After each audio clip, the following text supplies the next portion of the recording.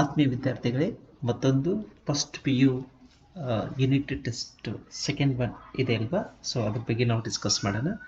So ಇದು ನೋಡ್ದಲ್ಲಾಗಿರುವುದು question paper. So discuss this one. ನೋಡಿ, ಯಾವುದಾದ್ರೂ ಕ್ವಶನ್ ಪೇಪರ್ಲಿ ನನ್ನ ಉತ್ತರ ಏನಂತಂದರೆ, ನಿಮಗೆ ಆನ್ಸರ್ಸು ಈ ಕಮಿಂಗ್ ಟೆಸ್ಟಲ್ಲಿ ಚೆನ್ನಾಗಿ ಬರಬೇಕು. ಅದಕ್ಕಾಗಿ ಎಷ್ಟು ಸಾಧ್ಯತೆಯೇ ಅಷ್ಟು ಕ್ವಶನ್ ಪೇಪರನ್ನು ಅನಲೈಸ್ ಮಾಡಲಿಕ್ಕೆ ನಾನು ಪ್ರಯತ್ನ ಪಡ್ತಾ ಇದ್ದೀನಿ. Okay, so welcome to my channel. So first question ನೋಡಿ ಏನಂತಂದರೆ, the price harvest of my um refers to. ಹೌದಾ, ಏನಿರ್ಬೋದು? This is what year her children. Okay, my um ಅಂದರೆ 4, ದಟ್ ಈಸ್ ಹರ್ ಚಿಲ್ಡ್ರನ್. ಹೌದಾ, ಇಲ್ಲಿ ಚಿಲ್ಡ್ರನ್ ಎಷ್ಟಿದ್ದಾರೆ ಅಂತ ಕೂಡ ಪ್ರಶ್ನೆ ಕೇಳ್ಬೋದು. There are 4 children are there. This is also very important. Next one, Frederick Douglass mother walked. ಹೌದಾ, ಸೊ ಆಗಿನ system ಒಳಗೆ ನಿಮ್ಗೆ ಗೊತ್ತಿರಬೇಕು, ಮದರೇ ಬೇರೆ ಕಡೆ, ಈ ಮಕ್ಕಳೇ ಬೇರೆ ಕಡೆ, ಸ್ಲೇವರಿ ಸಿಸ್ಟಮ್ ಆ ರೀತಿ ಫಾಲೋ ಅಪ್ ಮಾಡ್ತಾ ಇದ್ರು. ಸೊ ಅಷ್ಟು ದೂರಿಂದ ಏನು ತಾಯಿ ಮಗನನ್ನು ನೋಡ್ಲಾಕ್ ಬರ್ತಿದ್ಲು. ಹೌದಾ, ಸೊ ಎಷ್ಟು ಕಿಲೋಮೀಟರ್ ಅಂತ? ದಿಸ್ ಈಸ್ ವಾಟ್ 12 ಮೈಲ್ಸ್ ಅಂತ ಹೇಳ್ತೇವೆ. Next one, the old woman is refer to as. ನೋಡಿ, plate glass clatter, wretched woman, small change, shatter proof crone ಅಂತಿದೆ. So here shatter proof crone, ಇದನ್ನು ನಾನು ಆನ್ಸರ್ ಮಾಡಬೇಕಾಗತ್ತೆ. Next one, Nicola was waiting for the last bus from. ಹೌದಾ, ನಿಮಗೆಲ್ಲ ಗೊತ್ತಿರ್ಬೋದು, Nikola ಮತ್ತು ಇಬ್ಬರು ಕೂಡ ಜಕೋಬ ಇಬ್ಬರು ಕೂಡ ವೇಟ್ ಮಾಡ್ತಾ ಇದ್ರು ಲಾಸ್ಟ್ ಬಸ್ಸಿಗೆ. Okay, so they wanted to sell the newspaper. So ಯಾವ ಪ್ಲೇಸಿಂದ ಅದು ಏನೋ the bus would come here? So this is none other than the bus from Padova. This is what you have to write. Now, istake, so you will get 4 marks here. Howdo? So now we are moving towards what is called as match the expressions. Howda? Expression ಅನ್ನೋ topic ಕೂಡ ಬಹಳ important. ಈಸಿಯಾಗಿರುತ್ತೆ. ಸ್ವಲ್ಪ ನೀವು ಯಾವುದಕ್ಕನ್ನ ಏನು ಬಳಕೆ ಮಾಡ್ಕೋಬೇಕಂತ ತಿಳ್ಕೊಬೇಕು. First of all, ಹೀಗೆ ಕೊಟ್ಟಾಗ ಕನ್ಫ್ಯೂಷನ್ ಆಗೈತೆ, ಏನು ಮಾಡ್ಕೋಬೇಕು ಏನು, ಅದರಲ್ಲಿ ಯಾವುದು ಈಸಿಯೆಸ್ಟ್ ಅನ್ಸುತ್ತೆ ನಿಮಗೆ ಅದಕ್ಕೆ ಹೋಗ್ಬೇಕಾಗತ್ತೆ ನೀವು. ಸೊ ಇಲ್ಲಿ ಏನು ನೋಡಿ, ಏನು ಗೊತ್ತಾಗುತ್ತೆ ಇಲ್ಲಿ? First one, she is my friend Vidya. ಇದು ಏನು? This is none other than. ಯಾರನ್ನೇ ನಾವು ಇಂಟ್ರೊಡ್ಯೂಸ್ ಮಾಡ್ಕೊಳ್ತಿರ್ತೇವಲ್ವಾ, ಅಥವಾ ಇಂಟ್ರೊಡ್ಯೂಸ್ ಇನ್ನೊಬ್ರಿಗೆ ಮಾಡ್ತಿರ್ತೇವಲ್ವಾ, ಸೊ ಅವಾಗ ತಗೋದು. ಹಾಗಿದ್ರೆ ಎಲ್ಲಿದೆ she is my friend Vidya ಅಂತಂದಾಗ, see here we are going to match here what introducing. ನೋಡ್ರಿ ಎಷ್ಟು ಸಿಂಪಲ್ ಐತಿ. ನೆಕ್ಸ್ಟ್ ಒನ್, ಮತ್ತು ನೋಡ್ಕೋಬೇಕು ಯಾವುದಿದೆ, ಟೇಕ್ ರೈಟ್ ಅನ್ನೋದು. ಇದು ಸಿಂಪಲ್ ಆಗಿರೋದು. ಏನಿರ್ಬೋದು ಟೇಕ್ ಎ ರೈಟ್ನ? It is none other than giving direction ಅಂತ ಹೇಳ್ತೇವೆ. ಇದು ಕೂಡ ಅಂತ ಅನ್ಬೋದು. ಮತ್ತು ನೋಡಿ, ಇದರಲ್ಲಿ ಯಾವುದು ಈಸಿ ಅಂತ ಹೇಳ್ಬೋದು. Okay, you are looking pretty. ನೀವು ತುಂಬ ಚೆನ್ನಾಗಿ ಕಾಣ್ತಾ ಇದ್ದೀರಿ ಅಂತಂದರೆ ಯು ಆರ್ ಲುಕಿಂಗ್ ಪ್ರೆಟಿ ಅಂತ ಹೇಳ್ತೇವೆ. ಹಾಗಿದ್ರೆ ಇಲ್ಲಿ ಏನು ಮಾಡ್ಕೋಬೋದು? Gratitude, apologising, expressing sympathy. So here your answer is what here? Complimenting. ಹೌದಾ, ಹೊಗಳ್ತಿರ್ತೀರಿ, ನೀವು ತುಂಬ ಚೆನ್ನಾಗಿ ಕಾಣ್ತಾ ಇದ್ದೀರಿ, ನೀವು ಡ್ರೆಸ್ ತುಂಬ ಚೆನ್ನಾಗಿದೆ ಅಂತ ಏನು ಹೊಗಳ್ತಿರ್ತೇವಲ್ಲ, ಇದಕ್ಕೆ ನಾವು ಕಾಂಪ್ಲಿಮೆಂಟಿಂಗ್ ಅಂತ ಹೇಳ್ತೀವಿ. So this is what you have to write. Next one, that is pity ಅಂತ ಹೇಳ್ತೀವಿ. I am grateful to you. ಹಾಗಿದ್ರೆ ಏನು ಮಾಡ್ಕೋಬೇಕು? ಏನೇನು ಉಳಿದ್ರೆ ನಮ್ಮದು? ಒಂದು ಎಕ್ಸ್ಪ್ರೆಸಿಂಗ್ ಸಿಂಪತಿ ಅಂತ ಉಳಿದು, ಗ್ರ್ಯಾಟಿಟ್ಯೂಡ್ ಅಂತೂ ಅಪ್ಲೋಸಿಂಗ್ ಅಂತ ಅಪ್ಲೋಸಿಂಗ್ ಅಂತ ಬರೋದೇ ಇಲ್ಲ. So this is will not come. ಈಗ ನಮಗೆ ಬೇಕಾಗಿರೋದು ಎಕ್ಸ್ಪ್ರೆಸಿಂಗ್ ಸಿಂಪತಿ, ಗ್ರ್ಯಾಟಿಟ್ಯೂಡ್. ಇದರಲ್ಲಿ ಯಾವುದನ್ನು ಮ್ಯಾಚ್ ಮಾಡ್ಕೋಬೇಕಾಗತ್ತೆ? ಸೊ ಫಸ್ಟ್ ಕ್ವಶನ್ ಇಲ್ಲಿ ಏನು ಮಾಡ್ಕೊಂಡ್ರೆ, ದಟ್ ಈಸ್ ಪಿಟಿ ಅಂದರೆ ಒಂಥರ ಏನು, ಅನುಕಂಪ, ಸಹಾನುಭೂತಿ ಈ ರೀತಿ ತೊಗೊಂಡಾಗ. ಹಾಗಿದ್ರೆ ನಾವೇನು ಮಾಡ್ಕೋಬೇಕು? This is what it will match with the expressing sympathy in ತಗೊಂಡ್ರೆ. Last one, I am grateful to you ಅಂತಂದಾಗ this is none other than match with the gratitude. So like that you will get 5 marks. ಹೌದಲ್ರಿ, expression ಅನ್ನೋದು ಎಷ್ಟೊಂದು simple topic. ಈ ರೀತಿ ನಾವು match ಮಾಡ್ಕೋಬೇಕು. ಫಸ್ಟಿಗೆ ಈಸಿ ಇದ್ದಿದ್ದನ್ನು ನಾವು ತಗೊಂಡು ಯಾವ ಟಫ್ ಅನ್ನತ್ತಲ್ಲ ಅದಕ್ಕೆ ಮ್ಯಾಚ್ ಮಾಡ್ಕೊಂಡು ಹೋದರೆ ಅನುಕೂಲ ಆಗತ್ತೆ. So easy to hard things ಅಂತ ತಪ್ಪಿಲ್ಲ. ಓಕೆ, ನಾವು coming to the topic your part B. ನೋಡಿ, ಇಲ್ಲಿ ಏನಿರತ್ತಂದರೆ 4 ಕ್ವಶನ್ಸ್ ಕೊಟ್ಟಿದ್ದಾರೆ, ನಿಮಗೆ 3 ಕ್ವಶನ್ಸ್ ಬರೀಲಿಕ್ಕೆ ಹೇಳಿದ್ದಾರೆ. What drove the farmer to commit suicide. ಹೌದಾ, ಫಾರ್ಮರ್ಸ್ ವೈಫಲ್ಲಿ ಯಾಕೆ ಅವನು ಫಾರ್ಮರ್ ಸುಸೈಡ್ ಮಾಡ್ಕೊಳ್ತಾನೆ? Why he committed suicide? ಯಾಕಂದರೆ ವೆರಿ ಸಿಂಪಲ್, ನಿಮ್ಗೆ ಗೊತ್ತಿರ್ಬೋದು, he has taken the money from the some persons. Okay, ಆಗ ತಗೊಂಡಾಗ ಅವನಿಗೆ ಒಳ್ಳೆ ದುಡ್ಡನ್ನು ಕೊಡೋಕ್ಕಾಗಲಿಲ್ಲ, ರಿಟರ್ನ್ ಮಾಡೋಕ್ಕಾಗಲಿಲ್ಲ, ಕ್ರೆಡಿಟ್ ಕೊಡೋಕ್ಕಾಗಲಿಲ್ಲಲ್ಲ. ಸೊ ಆ ಒಂದು ಸಂದರ್ಭದಲ್ಲಿ ಕೊಡುವಂಥ ಸಂದರ್ಭ ಅವ್ಗೆ ಏನೋ ಕಷ್ಟ ಆಯ್ತಲ್ಲ, ಆ ಒಂದು ಸಂದರ್ಭದ ಏನು ಮಾಡ್ಕೊಂಡವ, he got commit suicide. So he was not able to pay the amount, pay the money, as a return.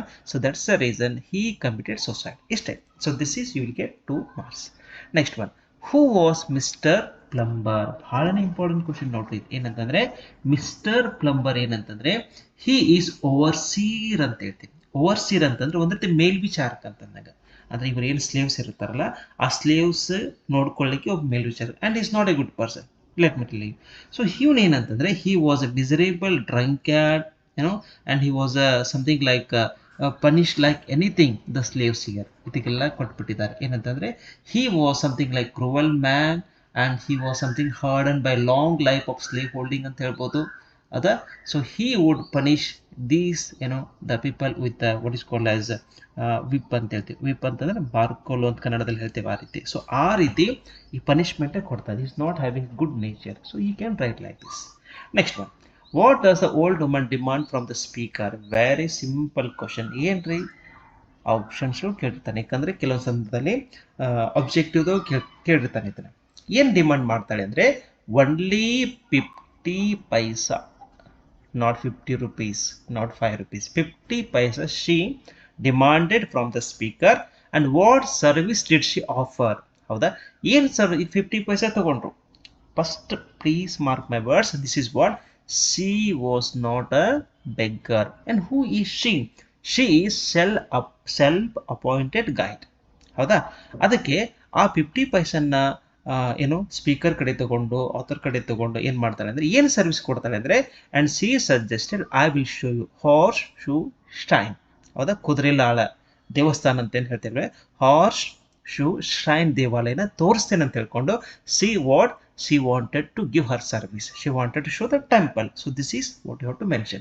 Next one, who are the two gentlemen of the Verona? Very simple, ಎಲ್ಲರಿಗೂ ಗೊತ್ತಿದೆ ನೋಡಿ. Okay, ಇದು simple answer. ಆ topic ಅಲ್ಲಿ ಇರೋ ಇಬ್ಬರೇ character. So ಇದನ್ನ ಸ್ವಲ್ಪ ಕಮೆಂಟ್ ಮಾಡ್ತಾರೆ. Let me see how you are responsing to my videos. Okay, ಇದನ್ನ ವಿಡಿಯೋ ಜಸ್ಟ್ ಒಂದು ಕಮೆಂಟ್ ಮಾಡಿ. I wanted to say who are the two boys, who are the two gentlemen of the Verona. I want to see who are those two boys. Just mention, simple ಆಗಿರೋದು questions. Next main question number that is 3. How does farmer wife express her feeling of betrayal in the farmers wife? Same thing. ಹೌದಾ, ಎಷ್ಟು expression ಮಾಡ್ಕೊಂಡಿರ್ತಾಳೆ, ಯಾವ ರೀತಿ expression ಮಾಡ್ತಾಳೆ? ಯಾಕಂದರೆ ಅವಳಿಗೆ ತುಂಬಾ ಬೇಜಾರಾಗಿರುವಂಥ moment. ಯಾಕಂದರೆ ಆ್ಯಕ್ಚುಲಿ ಏನಾಗುತ್ತೆ ಸನ್ನಿವೇಶದಲ್ಲಿ ನಿಮಗೆಲ್ಲ ಗೊತ್ತಿರಬೇಕು, ಆ ಪೋಯಮ್ ಓದಿದ್ದೀರಿ. ಸೊ ಹಿ ಗಾಟ್ ಸುಸೈಡ್, ಸಾಲ ಅವ್ರು ತಗೊಂಡಿರ್ತಾನೆ. ಅವರು ಕೇಳಲಿಕ್ಕೆ ಬಂದರೆ ಅದನ್ನು ಎದುರಿಸ್ಬೇಕು, ಅದನ್ನ ಬಿಟ್ಟು ಏನು ಮಾಡ್ಕೊಂಡಿರ್ತಾನೆ, ಸುಸೈಡ್ ಮಾಡ್ಕೊತಾನೆ. So suicide is only a solution? No, ಅವನು ಹೋಗಂಗೆ ಹೋಗ್ಬಿಟ್ಟ. But afterwards what is happening here?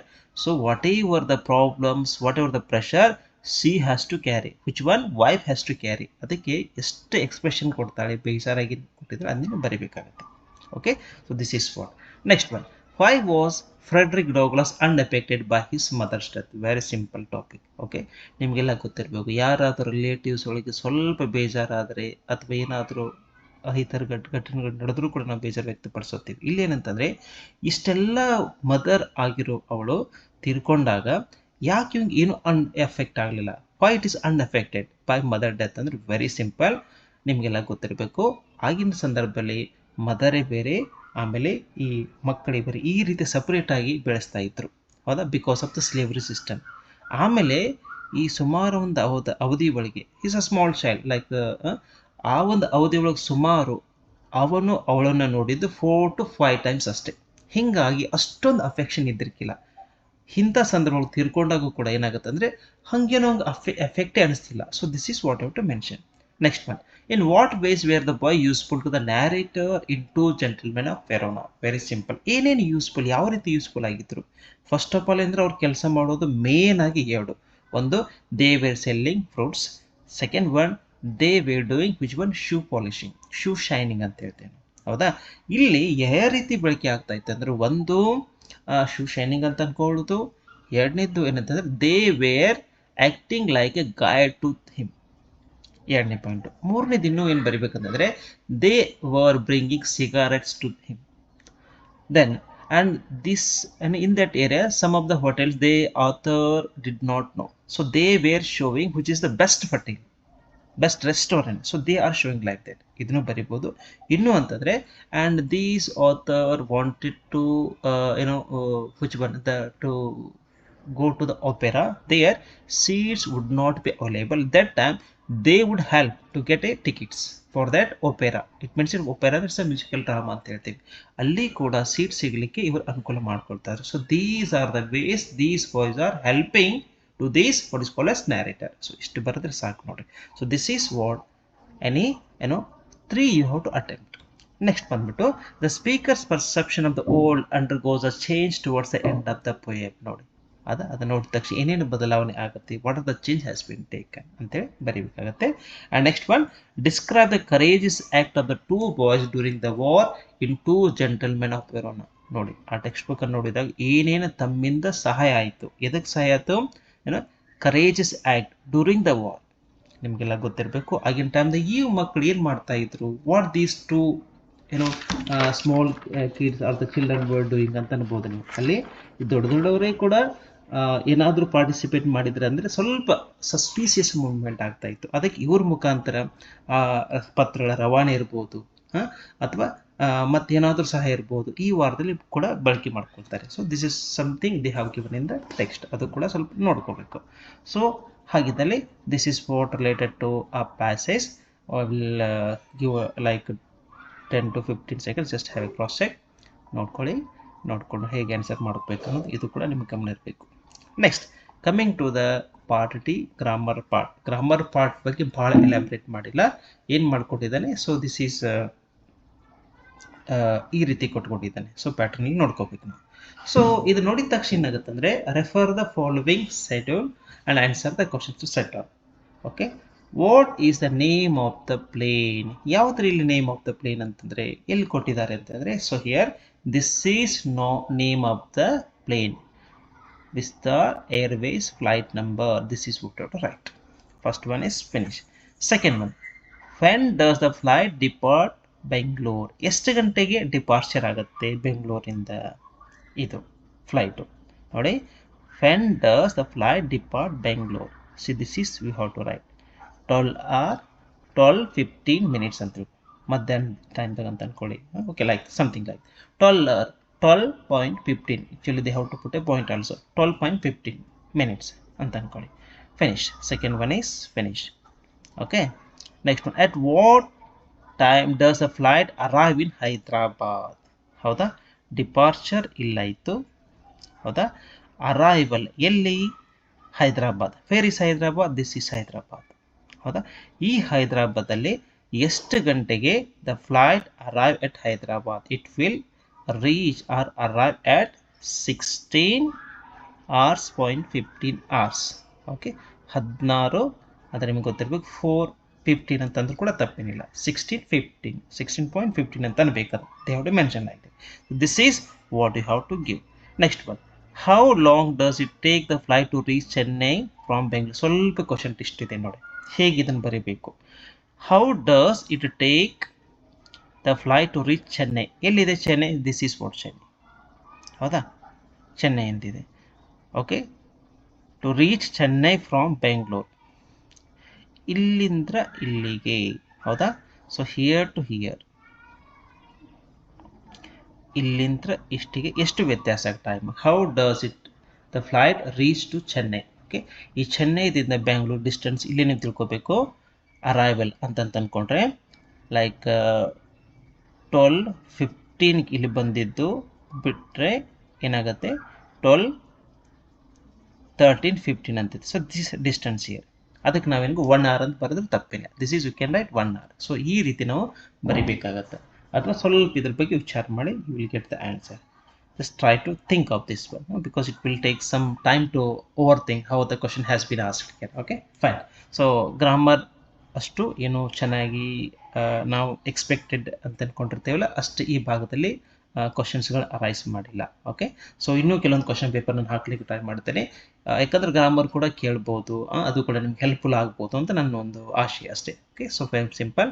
Then the last, the topic of letter writing, that is BWSSB Authority Bangalore about unclean inadequate supply of water in your area, include following points: irregular supply, irregular times, problems face. ಈ ರೀತಿ ನೀವು ಬರೀಬೇಕಾಗುತ್ತೆ. So simple topic ಎಲ್ಲರಿಗೂ convey ಆಗಿದೆ ಅಂತ ಅನ್ಕೊಳ್ತೀನಿ. Okay, thank you so much.